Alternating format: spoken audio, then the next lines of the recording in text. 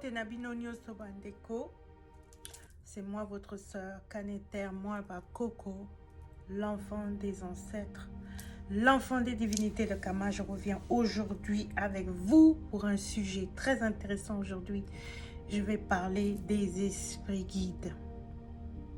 Mais avant de parler des esprits guides, je voulais vous introduire vite fait seulement, aujourd'hui à la géomancie. Vos mots sont très puissants. Quand vous parlez, vous jetez des sorts. Oui, je vous avais expliqué ça avant dans la vidéo, c'est quoi la magie. Quand vous voulez accroître, augmenter quelque chose, pensez à cette chose, prononcez-le et faites le signe de la pyramide, parce que le signe de la pyramide, c'est pour augmenter l'énergie. Donc, c'est pour ça que c'est bien de souvent porter des choses en pyramide, en triangle, avoir chez vous des cristals en forme de pyramide, de triangle.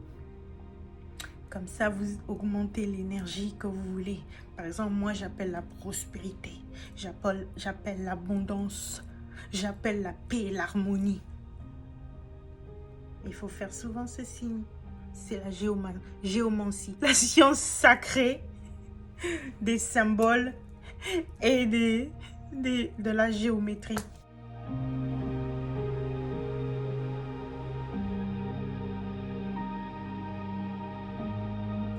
Voilà. Donc, des fois aussi, vous allez voir de la fumée là. C'est l'encens, frankincense qui brûle pour que je sois à l'aise, que j'attire les bonnes énergies. Tu vois? Moi, toujours chez moi, il y a toujours l'encens qui brûle pour purifier l'air, pour attirer les bonnes vibrations, les bonnes énergies. Et quand j'appelle ces énergies-là,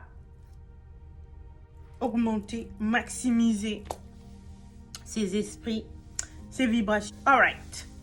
Petite introduction de la géomancie. Mais aujourd'hui, on va parler des esprits guides. C'est quoi les esprits guides? Les esprits guides, ça peut être des esprits de lumière ou non de lumière. Les esprits guides, ce sont des ancêtres ascensionnés. Ok? Ce sont des ancêtres très anciens qui se sont élevés au rang de anges ou démons. Dans le monde arabe, on les appelle les djinns, c'est ça? Et dans le monde occidental, on appelle ces forces, ces esprits, des anges. Mais chez nous, on sait que, chez nous, le peuple mélanoderme, on sait que ces esprits, ce sont des ancêtres ascensionnés. Ce sont des forces authentiques, angéliques, qui sont venus nous assister dans notre vie terrestre. Il faut que vous sachiez, et ça c'est dans toutes les traditions spirituelles africaines, que ce soit Ifa, Vaudou, Palomayombe, Santeria, Lukumi, Obea, je pense que dans toutes les traditions spirituelles africaines, on dit que quand un enfant naît, quand un esprit s'incarne, dans le monde terrestre, quand son avatar s'incarne dans le monde terrestre, dans le canal de naissance, dans le vagin, l'utérus de sa maman, il y a des esprits, des ancêtres ascensionnés, des esprits guides qui ont choisi de venir avec nous pour nous assister à accomplir notre destin dans le monde terrestre. Ces esprits-là, ces esprits guides sont là pour nous aider, pour nous assister dans notre vie terrestre, pour nous aider, nous donner de la sagesse. Ils communiquent avec nous par des visions, par des rêves, Et ces esprits ascensionnés, c'est des esprits vraiment qui viennent de notre lignée, de notre sang. Ils viennent soit de la lignée de notre père, soit de la lignée de notre mère. ok? C'est des esprits, des ancêtres anciens, ascensionnés. On les appelle aussi les anciens, the elders in English, right? En anglais. The elders, les anciens, ont choisi de venir nous assister. Donc, on est né avec certains esprits. On est né avec certains esprits. C'est pour ça qu'il faut que vous sachiez que vous n'êtes jamais seul. Vous avez une équipe spirituelle tout autour de vous.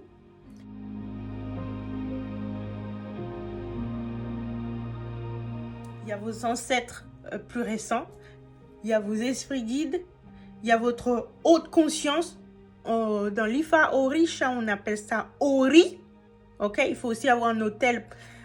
Les vrais pratiquants, les pratiquants sérieux de la tradition africaine ont des hôtels pour tout ce monde-là, tous ces esprits-là, pour leurs ancêtres récents bien-aimés, pour leurs esprits guides, pour leur Ori, ta haute conscience, pour les divinités qui vous montent aussi. Qui vous réclament. Par exemple, les Ogun, les Shango, les... Bon, je ne vais pas aller, c'est un peu profond là. Il faut que vous sachiez vite fait que dans le monde spirituel, il y a une hiérarchie. Hein? Bon, dans l'univers, dans le monde spirituel, il y a une hiérarchie. Le plus bas niveau, c'est où là, le monde terrestre, là où nous sommes les humains. Je vais faire ça comme ça. Ok. Le plus bas niveau, c'est là où il y a les humains. Le deuxième niveau, c'est là où il y a les ancêtres directs de notre famille, comme grand-père, grand-mère, arrière-grand-mère, bien-aimés, ils sont là, ok? Au-dessus d'eux, il y a les esprits guides, les ancêtres ascensionnés. Au-dessus d'eux, il y a les orishas, les divinités. Au vaudou, on les appelle les loas. Dans le Ifa Orisha, on les appelle les orishas, c'est ça? Et les divinités comme Shango, Batala, Papa Leba, Baron Samedi, tout ça, ils sont ici. Et puis au-dessus, tout au-dessus, dans la tête, crown, dans ta couronne, c'est l'esprit suprême, aussi qu'on appelle Dieu. Vous comprenez? Ok, bon, revenez aux esprits guides. Les esprits guides, ce sont des ancêtres ascensionnés, des ancêtres les plus anciens qui ont décidé de venir, qui sont venus aussi avec vous dans le vagin de la maman, dans le canal de naissance, pour venir vous assister dans cette vie terrestre, pour vous aider à accomplir votre mission divine dans le monde terrestre. Donc, vous êtes né avec des esprits guides, mais il y a aussi des esprits guides qui, au cours de votre vie terrestre, peuvent venir s'attacher à vous. Par exemple, il y a des esprits, il faut que vous le sachiez, il y a des esprits qui se baladent. Et ils se baladent et ils vous voient. Il y a des esprits de lumière qui vous voient. Ils disent, ah, regarde cette personne. Waouh, c'est une bonne personne. Hein? C'est une personne qui apporte l'amour sur la terre. C'est une personne qui apporte la paix, la justice sur la terre. C'est une personne qui vit dans l'harmonie, dans la paix, dans la bonté. Il montre la compassion sur cette terre. Viens, on va aller l'aider. Donc, ces esprits de lumière, angéliques, divines vont s'attacher à vous. Donc, les esprits guides, il y en a qui sont nés avec vous et il y en a qui, au cours de votre existence terrestre, vont s'attacher à nous. Mais il y a aussi des esprits, ce sont des démons. Ce sont des démons. C'est-à-dire qu'il y a des esprits non de lumière qui vont venir s'attacher à vous parce que, par exemple, on vous a jeté un sort, parce que quelqu'un est jaloux de vous, ou parce que vous-même, vous avez des idées, des pensées, des émotions immorales, impures. Et ou quand vous commencez à consommer beaucoup d'alcool, surtout de la liqueur et de la drogue. Sachez que quand vous utilisez des choses qui alternent votre conscience, vous ouvrez des portes. Et si vous avez des idées impures, immorales, méchantes, ce sont ces esprits-là de démoniaques, des démons qui vont venir s'attacher à vous. Et dans ce cas-là, ils vont venir pas pour vous aider, pas pour vous assister, pas pour vous donner la sagesse dans ce monde terrestre, mais pour vous aider à détruire votre corps physique, votre vie physique. Ils vont venir, allez, ils vont venir, ils vont voir cette personne aussi, les démons là, ils vont dire cette personne, viens, on va venir aider à détruire cette personne dans le monde physique.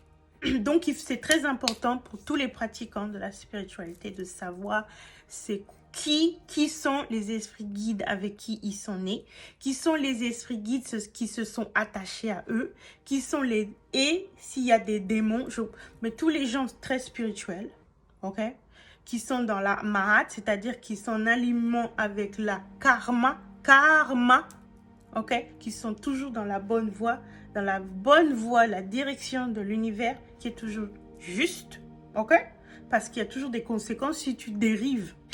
Tous les gens qui sont spirituels, de toute façon, ils ont des bons esprits guides. Et c'est très important de savoir qui sont les esprits guides qui sont nés avec vous, qui sont les esprits guides qui se sont attachés à vous dans ce monde terrestre. On travaille avec eux parce que les esprits guident leur mission.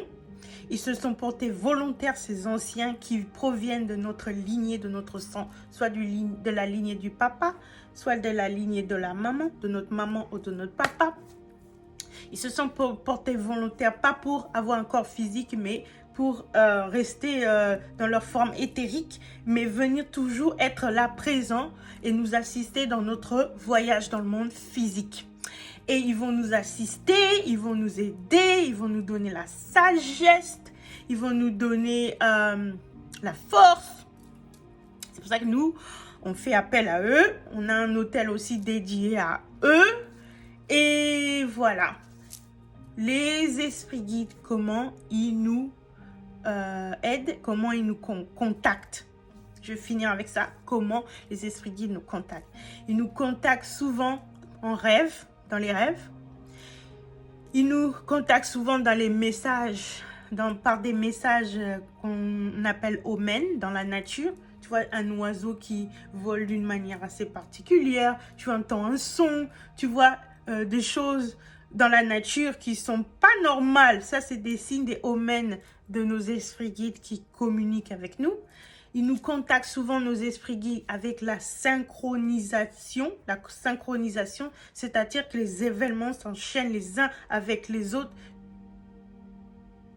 Tu vois, tu penses à quelque chose directement, tu vois ça. Hein? Ça se manifeste. Tu penses, ça se manifeste. C'est ça la synchronisation. Nos esprits guides, nos ancêtres ascensionnés, nos forces angéliques communiquent avec nous comme ça. Ils communiquent avec nous surtout par les couleurs et par les nombres. Surtout par les nombres. C'est-à-dire que si vous voyez souvent le chiffre 1, 1, 1, 11, 11, 11, 11, 11, 11, 11, 11, moi je vois ça tout le temps. Tout le temps, 11, 11, 11, 11. Ça, c'est un signe que tes esprits guides sont présents dans ta vie et ils veulent que tu saches qu'ils sont là et ils t'encouragent. Ok? Voilà. Sur les esprits guides, sur nos ancêtres ascensionnés, sur nos forces angéliques.